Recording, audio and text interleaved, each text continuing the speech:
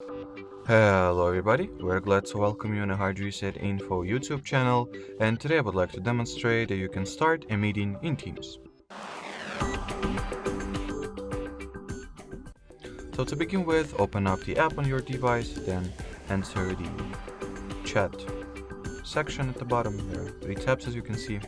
If you would like to create an instant meeting, just tap at the Meet button at the top right corner of your screen. In here you can right off the bat share meeting invite, copy the meeting link, and configure some or manage some meeting options.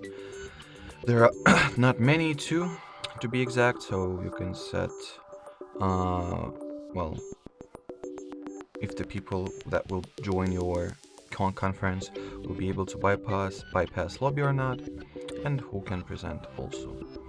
Then save the preferences, and once you're ready to start the call, you can get back and tap on the start meeting button. And just like so, we have successfully set up and started a Teams call already. So that will be it for this video, guys. Thanks for watching, and bye bye.